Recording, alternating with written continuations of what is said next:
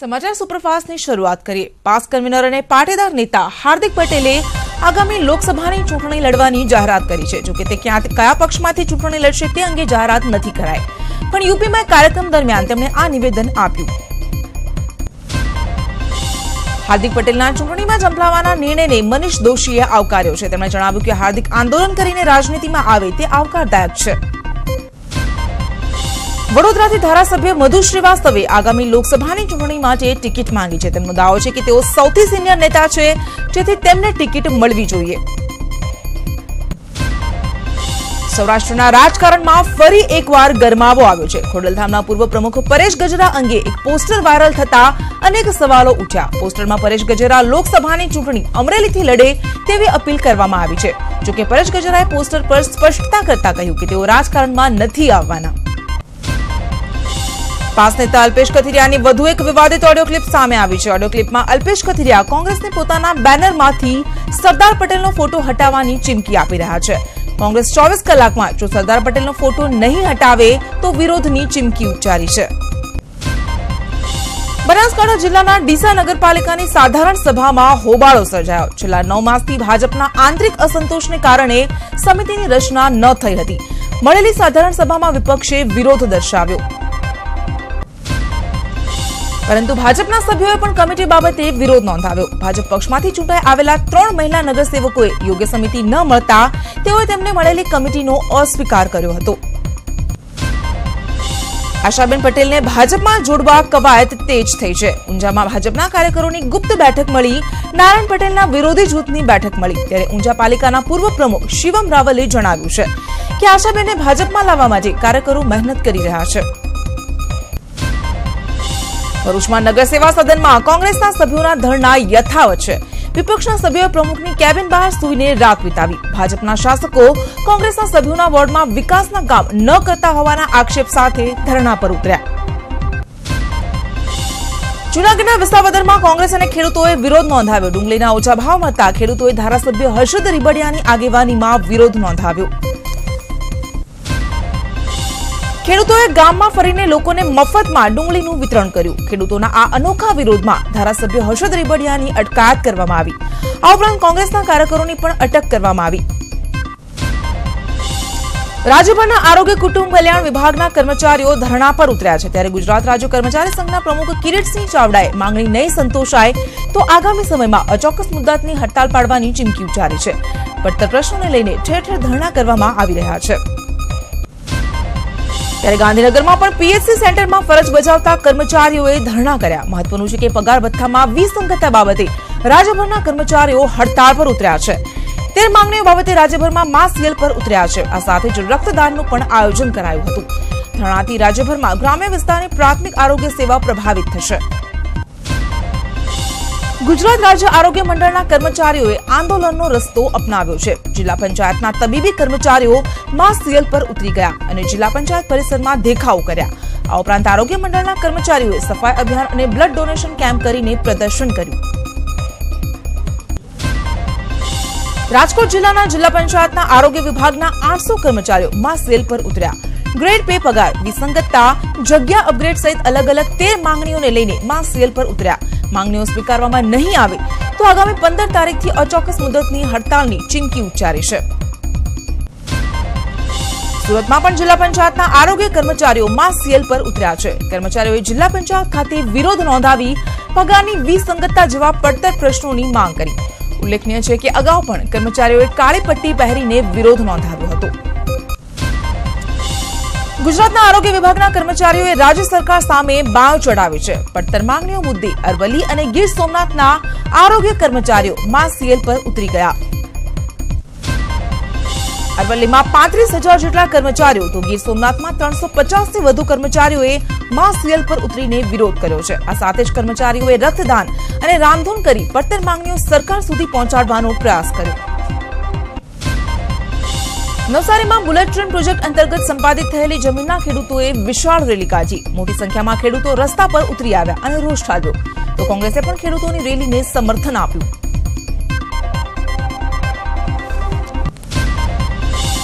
ખેડૂતોએ કલેક્ટર કચેરી સુધી રેલી કાઢીને કલેક્ટરને આવેદનપત્ર આપી રજૂઆત કરી. ખેડૂતોનો આક્ષેપ છે કે સંપાદિત જમીન સામેના વળતર અંગે સરકાર કઈ જ સ્પષ્ટતા નથી કરતી. સમાચારમાં આગળ વધીએ. એમસીનું વર્ષ 2019-20 માટેનું ₹542 કરોડના સુધારા સાથે ₹8,051 કરોડનું બજેટ રજૂ કરવામાં આવ્યું છે, જેમાં અમદાવાદને વિકાસની લાગણી કરવામાં આવી છે. પ્રોપર્ટી અને પાણીવેરાના દરમાં કોઈ વધારો નથી કરાયો. ચેરિટેબલ ટ્રસ્ટમાં ફિઝિયોથેરાપી સેન્ટરને 70% ટેક્સ રિબેટ મળશે, તો એમસી બિલ્ડિંગમાં ચાલતા ટ્રસ્ટ હોસ્પિટલને ટેક્સમાં 70% રિબેટ મળશે. ઇલેક્ટ્રિક વાહનોને વેરામાં 100%ની રાહત આપવામાં આવી છે. લો ગાર્ડન ખાઉગલીનો વિકાસ કરવામાં આવશે. આ ખાઉગલીમાં 40 ફેરિયાઓને સ્થાન આપવામાં આવશે અને ફ્લાયઓવર બ્રિજ માટે 30 કરોડની ફાળવણી કરાઈ છે. આ સાથે જ અન્ય વિકાસ બજેટની ફાળવણી કરાઈ છે. જૂનાગઢમાં શનિવારે નાફેડના અધિકારીઓની બેઠક મળશે. મગફળીના વેચાણ માટે નાફેડ વેપારીઓ સાથે બેઠક કરશે. નાફેડ 15 ફેબ્રુઆરીથી મગફળીનું વેચાણ શરૂ કરે તેવી શક્યતા છે. નાફેડ પાસે ગત વર્ષનો 3 લાખ ટનનો જથ્થો ઉપલબ્ધ છે. આ વર્ષે 4 લાખ ટન મગફળીનો સ્ટોક છે અને બંને મળી કુલ 7 લાખ ટન મગફળી છે. ત્યારે બેઠકમાં મગફળીનો નિકાલ યોગ્ય રીતે થાય તે માટે ચર્ચા કરાશે.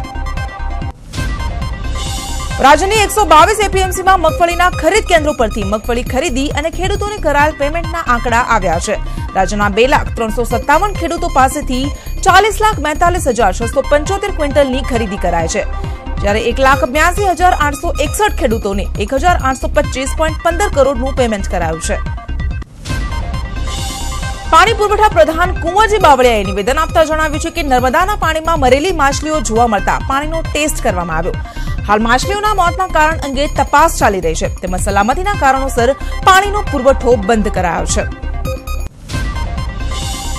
નર્મદા ડેમમાં કરજણ ડેમનું પાણી છોડાયું. નર્મદા ડેમમાં 1,000 ક્યુસેક પાણી છોડાશે, તો ગત વર્ષે નર્મદા જયંતિ પર કરજણ ડેમનું પાણી છોડાયું હતું. હાલ ખેડૂતોની સ્થિતિને ધ્યાનમાં રાખી પાણી છોડવામાં આવ્યું છે.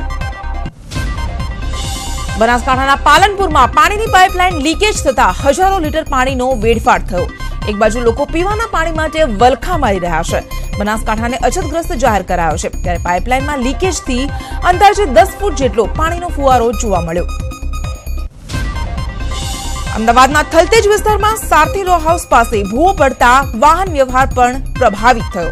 હાલ એમસીએ ભૂવાની આગળ બેરિકેડ લગાવી વધુ કામગીરી શરૂ કરી છે. સામાજિક પ્રસંગોમાં ઉજવણી સમયે હથિયારોના દુરુપયોગ પર પરિપત્ર જાહેર કરવામાં આવ્યો છે, એટલે સામાજિક અને લગ્ન પ્રસંગમાં ફાયરિંગ કરનાર સામે તવાઈ બોલાય છે.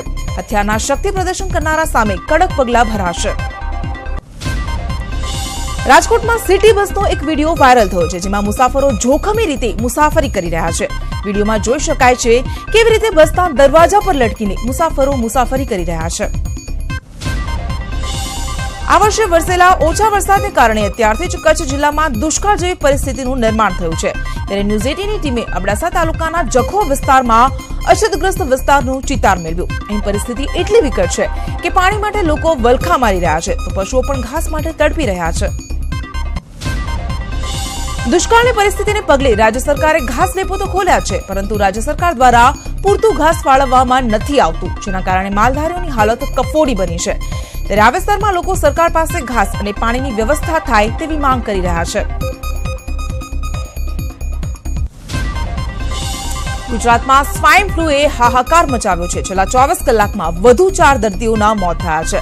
ભાવનગર, ભરૂચ, કચ્છ અને જામનગર શહેરમાં એક દર્દીના મોત નિપજ્યા. સાથે જાન્યુઆરી 2019થી અત્યાર સુધીમાં કુલ મૃત્યુ આંક 47ને પાર પહોંચ્યો છે. નવા વર્ષે સ્વાઇન ફ્લુના મોત મામલે ગુજરાત, રાજસ્થાન અને દિલ્હી પછી ત્રીજા સ્થાન પર આવ્યું છે. ગુજરાતમાં સ્વાઇન ફ્લુમાં રોજ લોકોના ટપોટપ મોત થઈ રહ્યા છે, પણ સરકારી તંત્ર સ્વાઇન ફ્લુને કાબૂમાં લેતા ઠોસ પગલાં નથી લેતું.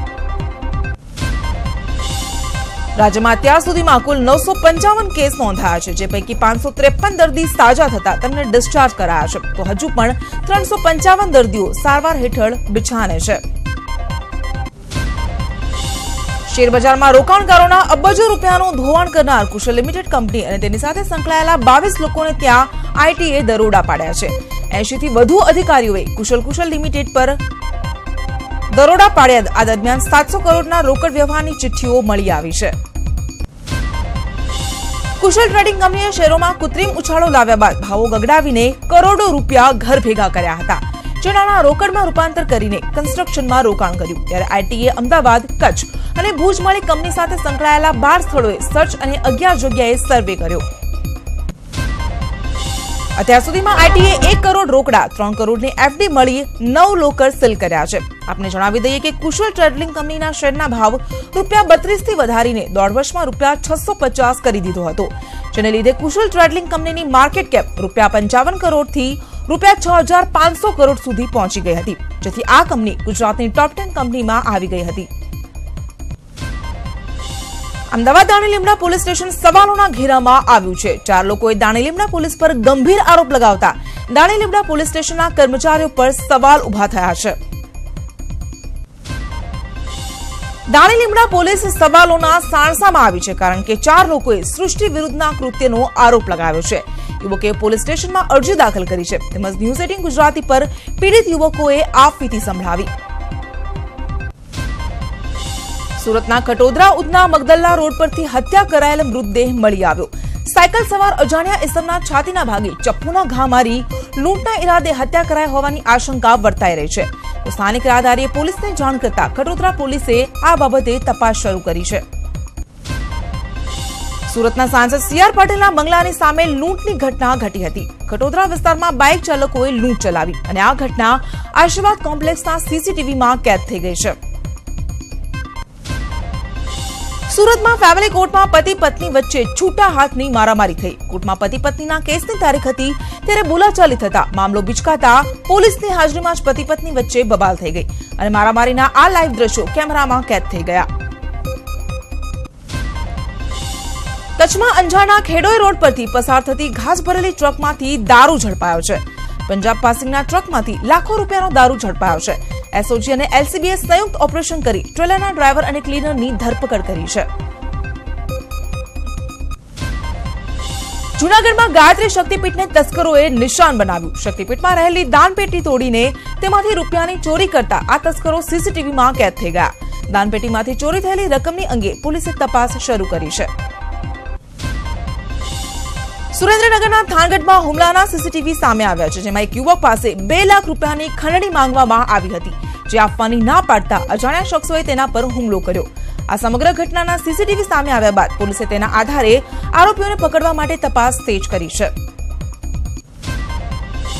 અમદાવાદની સાબરમતી જેલ ફરી વિવાદોના વમળમાં ફસાઈ ગઈ છે. સાબરમતી જેલમાંથી ફરી એકવાર પ્રતિબંધિત ચીજ હાથ લાગી છે. નવી બેરેક યાર્ડની 8 નંબરની બેરેકમાંથી મોબાઈલ ફોન અને બેટરી મળી આવી. તો જપ્ત કરાયેલો ફોન ચાઇનાનું હોવાનું બહાર આવ્યું છે. મહત્વનું છે કે સાબરમતી જેલમાંથી અનેકવાર મોબાઈલ ફોન, બેટરી અને સિમ કાર્ડ પકડાઈ ચૂક્યા છે અને જેલ તંત્ર દ્વારા કરાતી સુરક્ષા સામે પણ સવાલો ઉભા થયા છે. અમદાવાદના ખોખરામાં ખુલ્લેઆમ એક યુવકનું રિક્ષામાં અપહરણ કરવામાં આવ્યું. આ મામલાની જાણ પોલીસને થતા તુરંત પોલીસે દોડધામ કરી રિક્ષામાં અપહરણ કરાયેલા યુવકને અપહરણકર્તાઓની ચુંગાલમાંથી મુક્ત કરાવ્યો અને 3 આરોપીઓની ધરપકડ કરી જેલ હવાલે કર્યા છે. સીટીએમ પાસે બેંકની બહાર વાહનનો હપ્તો ભરવા ગયેલો વેપારી છેતરાઈ ગયો. ચોરીના રૂપિયા ભરવાનું કહી કમિશનની લાલચ આપી ચીટિંગ કરાય. રામોલ પોલીસે સમગ્ર મામલે તપાસ હાથ ધરી છે. અમદાવાદમાં સરદારનગરના વેપારી સાથે પણ છેતરપિંડી આચરવામાં આવી. મિત્રએ 30 લાખની લોન અપાવવાનું કહી છેતરપિંડી આચરી તો માર્જિન મનીના નામે 1 લાખ ઉપાડી લેતા એરપોર્ટ પોલીસે વધુ તપાસ હાથ ધરી. તો આ તરફ એક ભંગાનો વેપારી છેતરાતા સેટેલાઇટ પોલીસ સ્ટેશને ફરિયાદ દાખલ કરાઈ છે. એમપી અને દિલ્હીથી વેપારી પાસેથી મંગાવેલા 13 લાખ રૂપિયા આંગડિયા પેઢીના નામે 2 શખ્સો લઈને ફરાર થઈ ગયા. અજાણ્યા ઇસમો પોતે આંગડિયા પેઢીના માલિક હોવાનું કહીને પૈસા લઈને ફરાર થઈ ગયા. દ્વારકાના મેવાસા ગામે એક 35 વર્ષીય ખેડૂતે ઝેરી દવા પીને આપઘાત કર્યો છે. ખેડૂતે આર્થિક સંકળામણના કારણે આપઘાત કર્યો. આ ઘટના બાદ ખેડૂતના મૃતદેહને પીએમ માટે ખંભાળિયા જનરલ હોસ્પિટલ ખસેડી પોલીસે વધુ તપાસ હાથ ધરી છે. રાજકોટ પંચાયત ચોકમાં અકસ્માત મામલે કાર ચાલક ચાર્મી મોદીને આરટીઓએ નોટિસ ફટકારી છે. આરટીઓએ ચાર્મી મોદીને 3 દિવસમાં હાજર થવા નોટિસ ફટકારી તેમજ 6 મહિના માટે તેનું લાયસન્સ પણ રદ કર્યું છે. 4મી મોદીએ પંચાયત ચોકમાં 2 વિદ્યાર્થીઓને હડફેટે લીધી હતી, જેમાંથી એકનું મોત નીપજ્યું હતું। દહેગામના ખાખરા ગામમાં એક યુવકનું આકસ્મિક મોત નીપજ્યું છે। સર્વિસ રિવોલ્વરમાંથી ગોળી છૂટતા માથાના ભાગે યુવકને ગોળી વાગતા તેનું મોત નીપજ્યું। સિપાઈ ધર્મેન્દ્રસિંહ તેમના ઘરે રિવોલ્વરની સફાઈ કરતા હતા કે ત્યારે જ સર્વિસ રિવોલ્વરમાંથી ગોળી છૂટતા તેમનું મોત નીપજ્યું। બનાસકાંઠાના અમીરગઢ પાસે કાર અને લક્ઝરી વચ્ચે અકસ્માત સર્જાયો। આ અકસ્માતમાં કાર ચાલકનું ઘટના સ્થળે જ મોત નીપજ્યું, જ્યારે 5 લોકોને ગંભીર ઈજા પહોંચી। આ તમામ ઈજાગ્રસ્તોને સારવાર અર્થે નજીકની હોસ્પિટલ ખસેડાયા છે। તો અમીરગઢ પોલીસે અકસ્માત સંદર્ભે વધુ તપાસ હાથ ધરી છે।